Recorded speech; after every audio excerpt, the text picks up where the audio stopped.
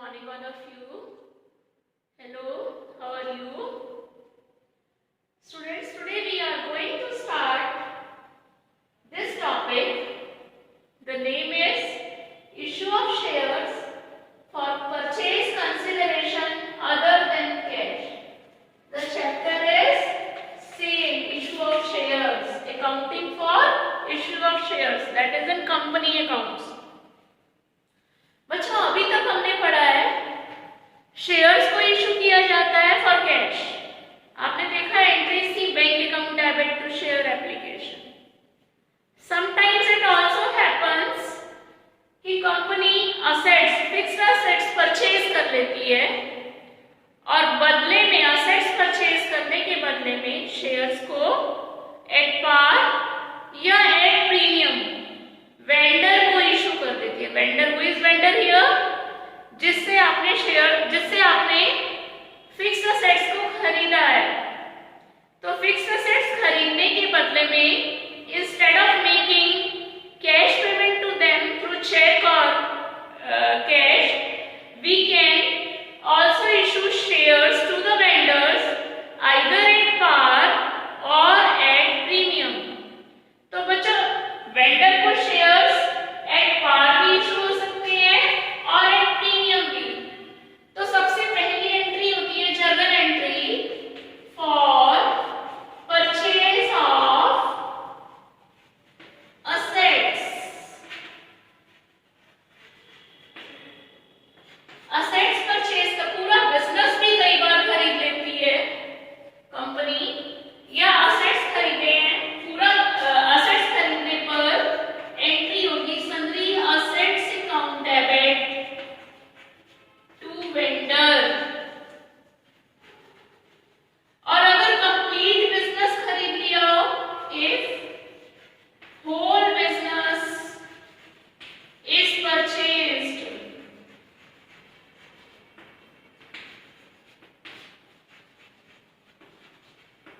ठीक है, उस केस में sundry assets account debit. Suppose assets उस बिजनेस के 5 लाख के थे, to sundry liabilities, complete business खरीदने पर उसकी लायबिलिटीज का भी आपको रिस्पांसिबिलिटी लेनी होगी. तो 2 लाख की मान के चलो आपका सन्ड्री लायबिलिटीज है. अब बच्चों असेट्स माइनस लायबिलिटीज 3 लाख का परचेज कंसीडरेशन निकल के आ रहा है इस एंट्री में. But it may happen that in the question you may be told कि purchase consideration has been settled at rupees 3,50,000. कि आपने जो परचेज कंसीडरेशन पे किया डिसाइड किया है वेंडर के साथ, that is excess of rupees 3 lakh. 3 lakh से एक्स्ट्रा है. 5 minus 2 3 लाख बैठता है इसका परचेज कंसीडरेशन. लेकिन वेंडर के साथ जो एग्रीमेंट हुआ है वो 3.5 लाख का हुआ है. तो 50,000 अगर हम उसको कुछ एक्स्ट्रा दे रहे हैं तो दैट वी पे फॉर गुडविल. तो उस केस में हम गुडविल को डेबिट कर देंगे. इसमें एक एंट्री ऐसा भी हो सकता है सिचुएशन कि आप कम पेमेंट कर रहे हो जितना उनका बैठ रहा था. जैसे sundry assets account debit, assets आपने 5 लाख के परचेज किए, टू सन्ड्री लायबिलिटीज, लायबिलिटीज आपने 2 लाख की परचेज की, और वेंडर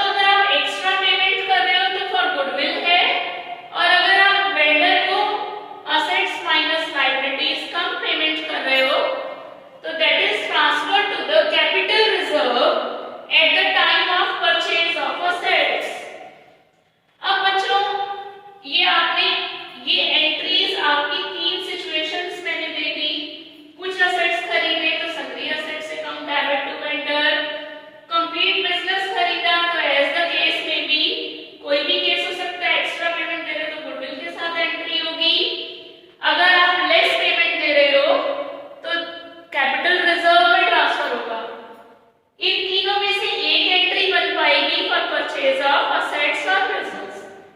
अब बच्चों नेक्स्ट एंट्री होगी for issue of shares to the vendor. Vendor को शेयर्स इशू करने हैं, instead of making cash payment to them यहाँ पर हम उनको क्या करेंगे, शेयर्स इशू करेंगे।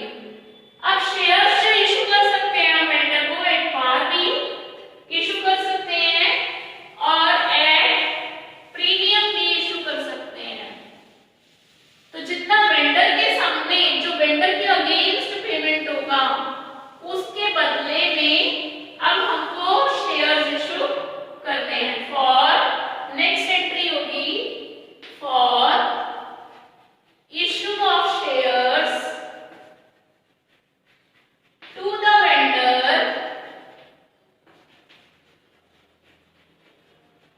Eight par. अगर एट पार इशू किए हैं तो एंट्री होगी vendor debit to equity share capital और प्रेफरेंस शेयर कैपिटल। और अगर आपने वेंडर्स को शेयर एट प्रीमियम इशू किए हैं तब एंट्री हो जाएगी vendor account debit to equity share और preference share capital to security premium reserve.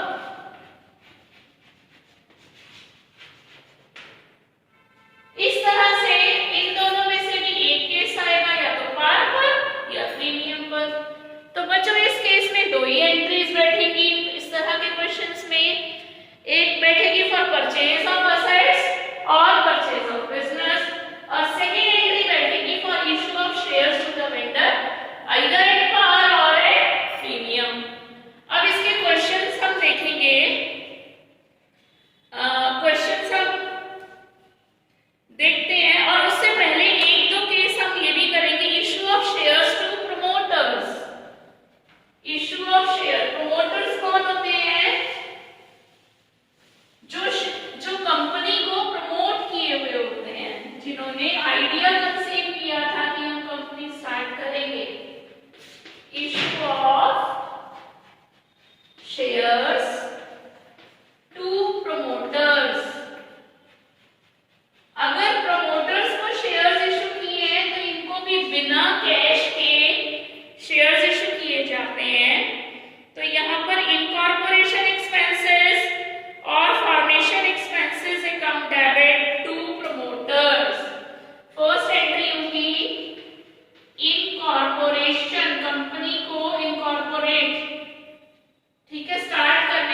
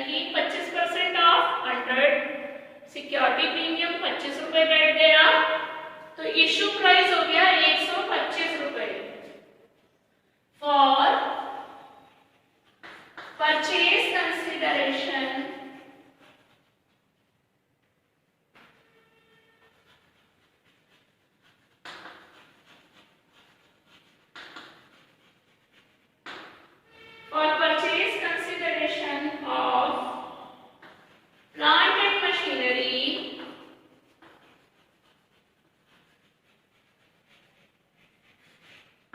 of rupees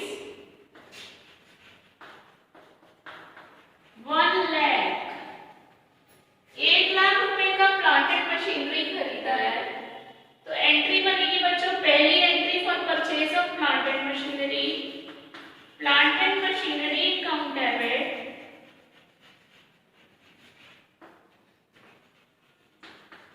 1 lakh to vendor. Format बना के करना है आपको जर्नल का।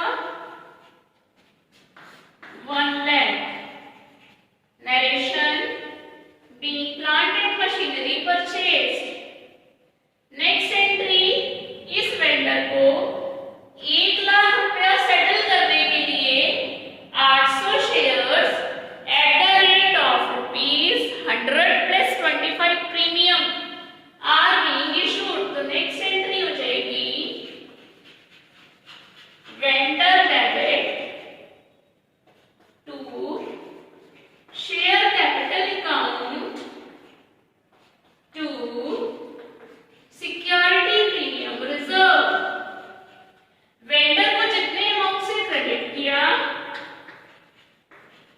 उतने अमाउंट से हम डेबिट भी कर दिया 1 लाख। अब यहां पर 800 share eight the rate of ₹100 share capital में हमेशा फेस वैल्यू आती है, और यहाँ 800 into 25। यहाँ पर हमें नंबर ऑफ शेयर्स मालूम थे। किसी किसी क्वेश्चन में नंबर ऑफ शेयर्स का आता पता नहीं होता, ऐसे केस में हम 1 लाख रुपीस हमें वेंडर को देने हैं। परचेज प्राइस कितना है? परचेज प्राइस है, परचेज कंसिडरेशन है जो वेंडर को सेटल करना है 1 लाख रुपीस, और इशू प्राइस 100 रुपए, फेस वैल्यू 25 रुपए प्रीमियम, ये हो गया 125। अब नंबर ऑफ शेयर्स कितने इशू कर सकते हैं हम वेंडर को, ये हमें वर्किंग्स में कैलकुलेट करना पड़ता है। वर्किंग्स यहाँ हमें जरूरत नहीं थी क्योंकि यहाँ नंबर ऑफ शेयर्स गिवन थे।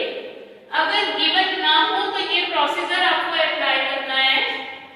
Number of shares to be issued to the vendor.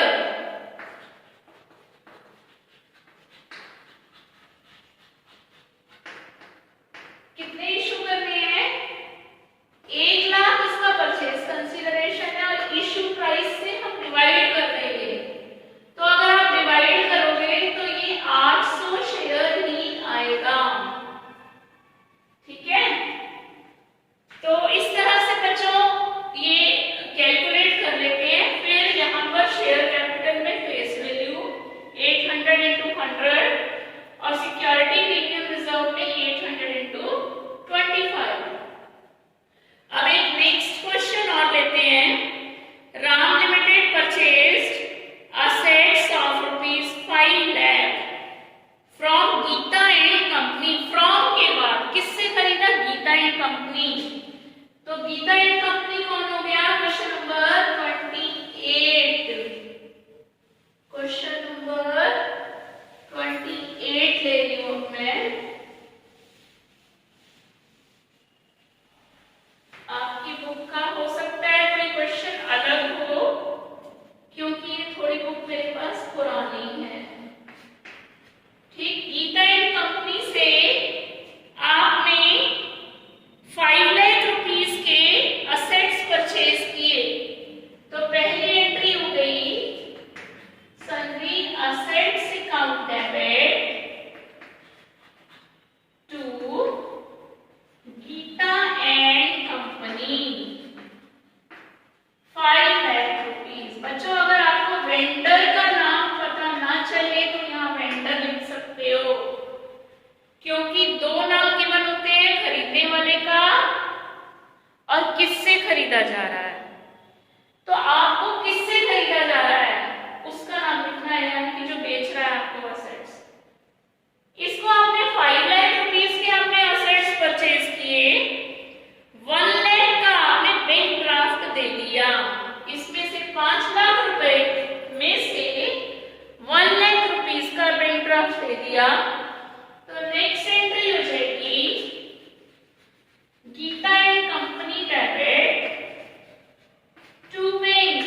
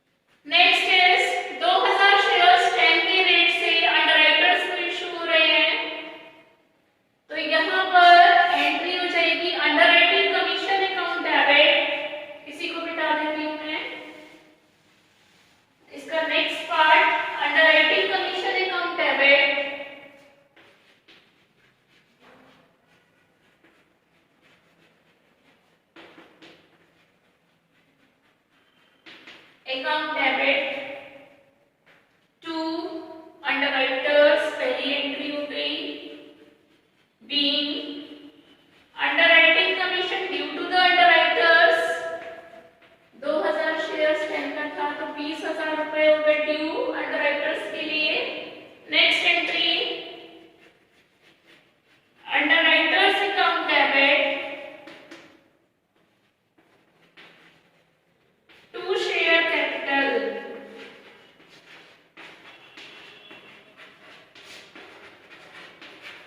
20,000। इस तरह से होगा क्वेश्चन। एक क्वेश्चन और ले लेते हैं जिसमें पूरा कंप्लीट बिजनेस खरीदा जा रहा है। A company issued 10,000 fully paid up shares of ₹100 each. एक कंपनी ने इशू किए हैं 30,000 fully paid up shares of 100 each, यानी कि 30 लाख रुपीस के शेयर्स खरीदे हैं for the purchase of the following assets and liabilities from Sharma and company. Vendor कौन है? Sharma and company. कौन कौन से असेट्स हैं? ये क्वेश्चन नंबर मेरी बुक में है, क्वेश्चन नंबर 35। प्लांट खरीदा, जितने भी असेट्स खरीदते हैं सब डेबिट करते जाते हैं। Plant account debit 7 lakh rupees. फिर stock in trade debit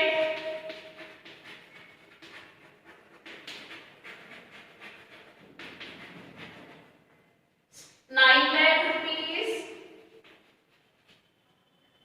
land and building debit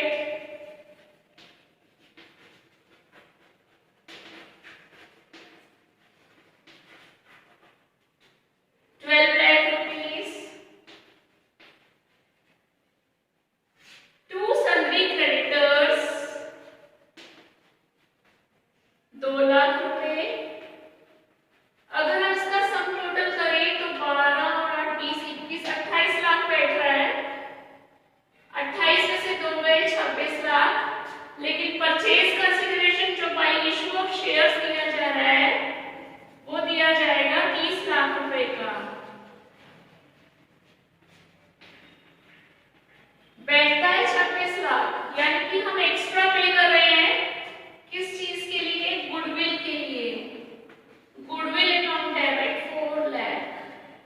next यहाँ वेंडर का नाम है Sharma and company, Sharma and company. Next ये नरेशन हो जाएगी being business purchase from Sharma and company. Next entry Sharma and company को 30 लाख के शेयर्स इशू किए तो एट पार है।